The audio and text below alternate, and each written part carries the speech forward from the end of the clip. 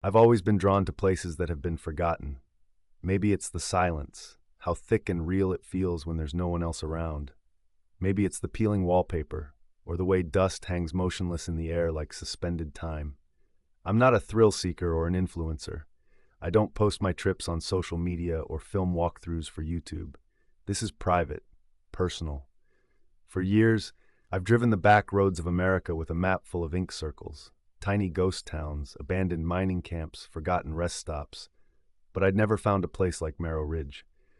I found the name by accident, written in the margins of a half-burned travel journal I bought for $1 at a flea market in rural Missouri. The entry was short, just one sentence. Marrow Ridge, where the shadows remember your face. No directions, no dates, just that.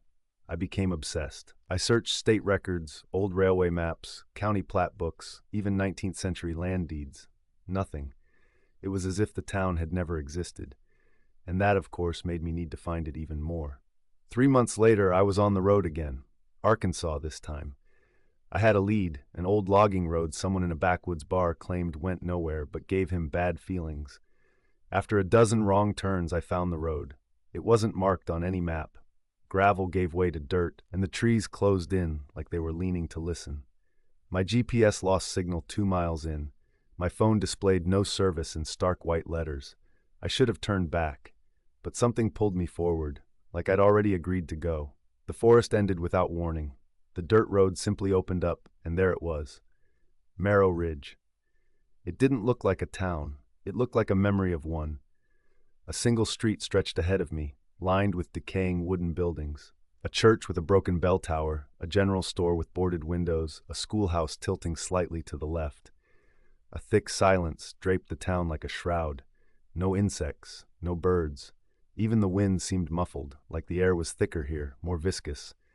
I rolled my car to a stop in front of a building with a hanging wooden sign that read, "Ridgeview Rest, Lodging and Supper." The sign swayed gently, though I felt no wind. The structure itself leaned precariously to one side, its second-floor balcony warped and splintered. The curtains in the upstairs window fluttered. I stared at the window for a long time. I could have sworn I saw it shift, like something inside had just stepped out of sight.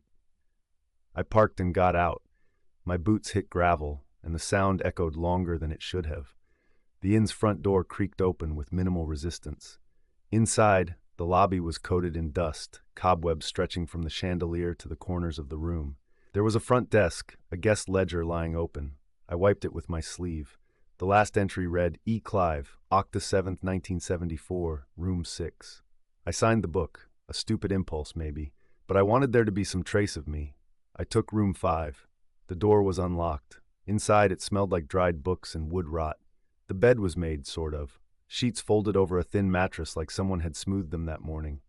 I unpacked a few things, a lantern, a sleeping bag, a flashlight, and a thermos of coffee.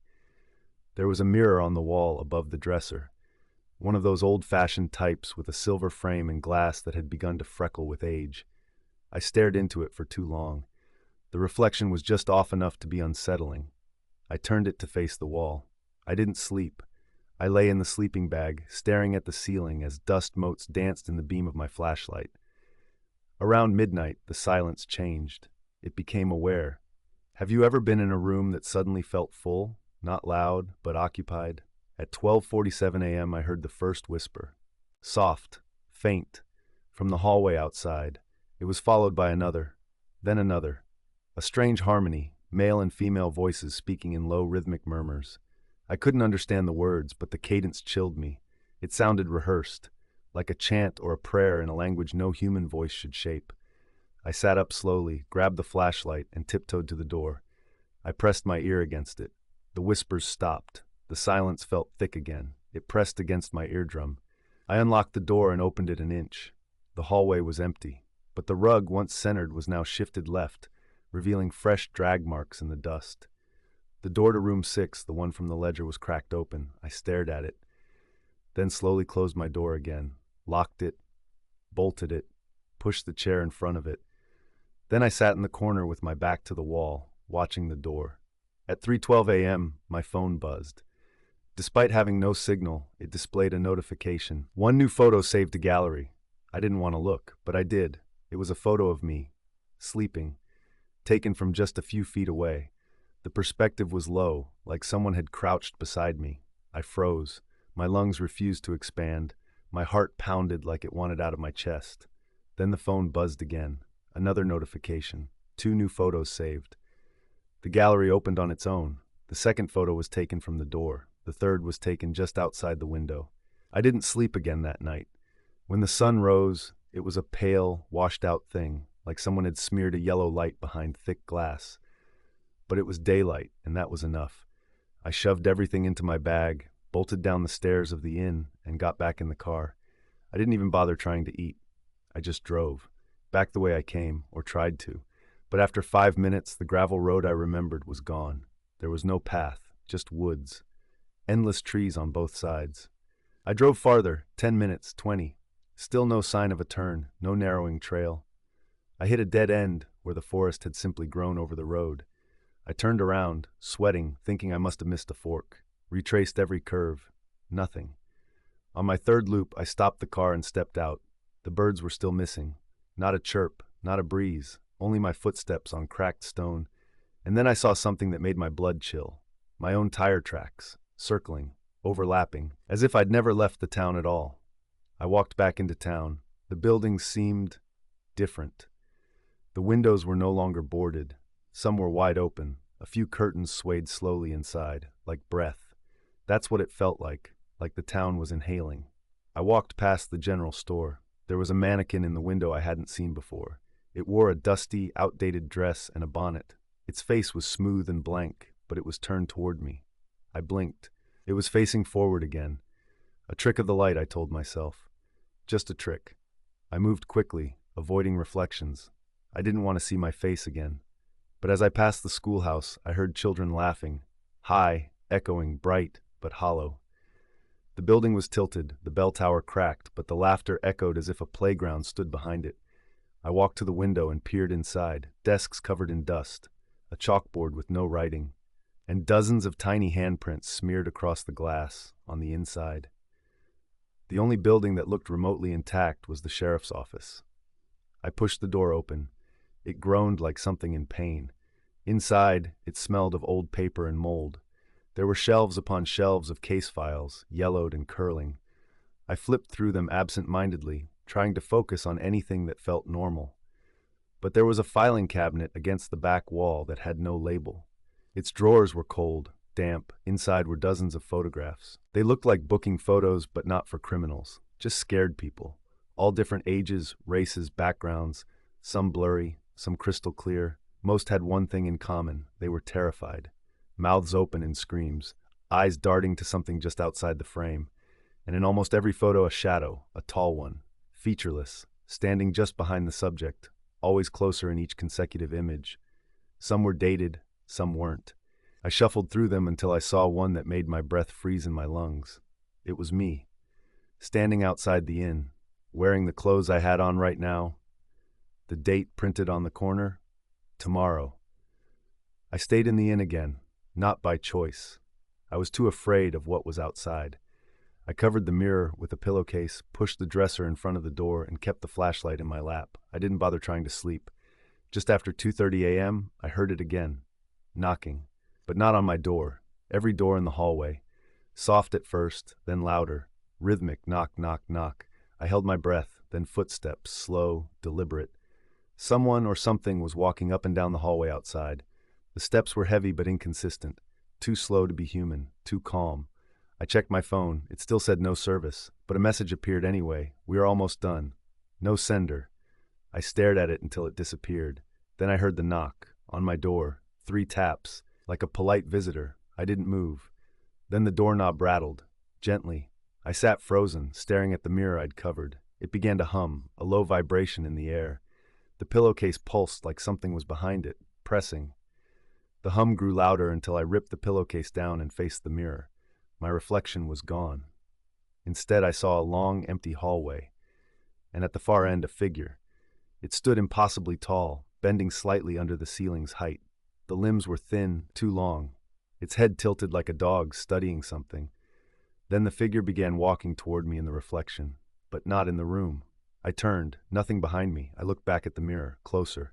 Then in the real world, skap, metal on wood. I looked down. The lock bolt was slowly sliding back, on its own. I dove for it, slammed it shut, and held it there until the sun came up. At dawn, everything looked still. Too still. I needed answers, or at least a place to think that didn't smell like mildew and fear. I returned to the sheriff's office, hoping I'd missed something. That's when I found the trapdoor. It was hidden under a cracked floor tile. No hinges, just a wooden panel with a looped handle. I pulled it up. Stairs descended into black. I stood there for minutes, trying to work up the courage to go down. I told myself I'd only stay 5 minutes. I went down with a lantern and crowbar. The air turned wet and heavy. Each step creaked under my weight, echoing down into the dark like bones snapping. The basement floor was stone. Walls were lined with jars of preserved things, limbs, hair, teeth. One jar had what looked like a fetus with a mouth that was too wide. At the far end was a stone altar. Fresh wax dripped from tall candles. Laid open on the altar was a black leather-bound book. I approached it carefully. The pages were stiff with age and filled with symbols I didn't recognize. One page was written in English.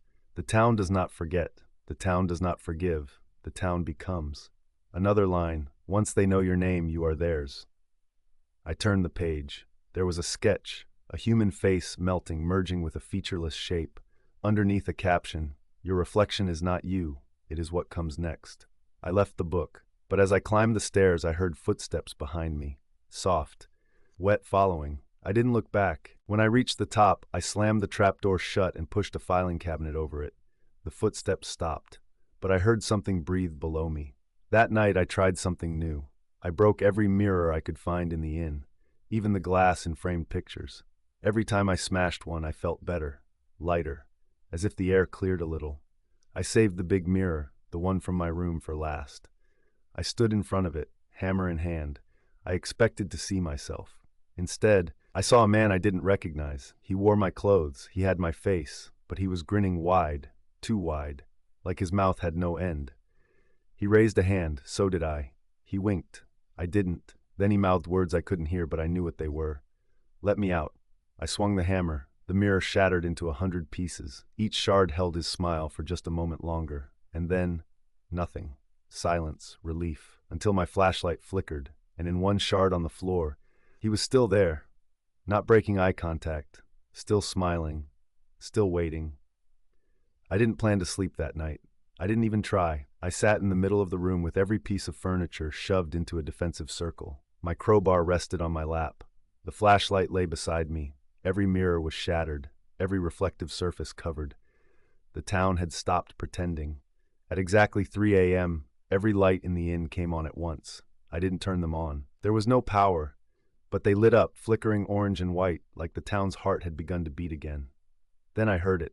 Not footsteps, not whispers, knocking, dozens of knocks, every room, every door, in perfect synchronization. Knock, knock, knock, pause, then again, knock, knock, knock, from the ceiling, from beneath the floorboards, from the hallway walls. It was like the building itself had come alive and wanted in. And then they began speaking, all at once. 1,000 voices whispering through the wood and wires. You let us see you. You fed us your name. Now we'll wear your shape. I pressed my hands over my ears, but the voices slipped in through bone, through marrow. The floor began to tremble. Outside, through the window, I saw the town glowing. Buildings pulsed with dim light. The bell tower swayed slightly.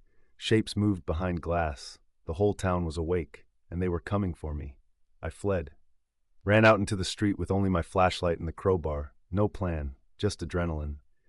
I headed for the church, the only place I hadn't entered yet.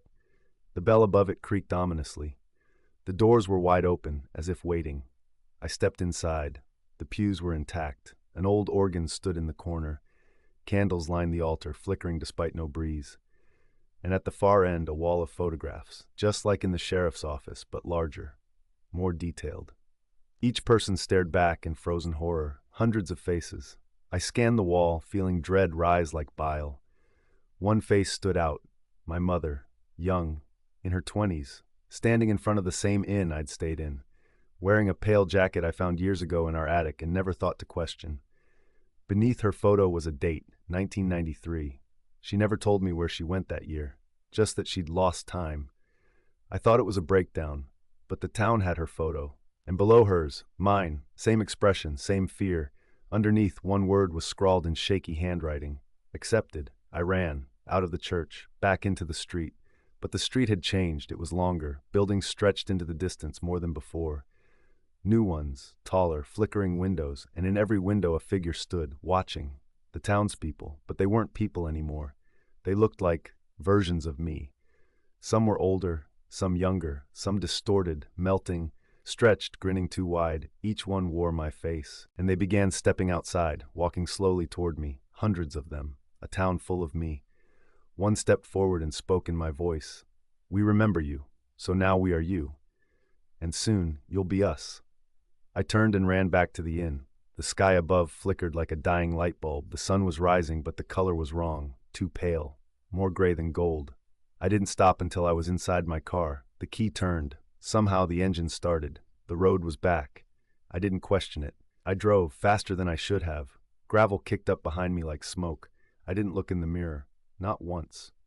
Conclusion. Shadows that follow. I made it out, I think. It was early afternoon when I pulled into the first gas station I saw. The clerk barely looked up until I stumbled inside, clothes soaked in sweat, hands shaking. You from Marrow Ridge? He asked, voice flat. I froze. Yeah, I said. How did you? He just nodded. You're not the first. Others made it out? Some. He scratched his beard. But they all changed, bit by bit. I grabbed a drink from the fridge. The reflection on the glass, it wasn't me. It stood too still. It smiled when I didn't. I slammed the door shut. Outside, my car's windows were fogged from the inside. Written in the condensation was one word, almost. I left immediately. Now, weeks later, I live in constant awareness. I see reflections move before I do. I wake up to photos on my phone I didn't take. They show me sleeping. They show me outside my own window. Every now and then I hear knocking. Always 3 times. Always at 3:33 a.m. Sometimes I answer, sometimes I don't. But one night I know I will open the door and it'll already be me on the other side. They are always smiling because I didn't leave the town. Something else did.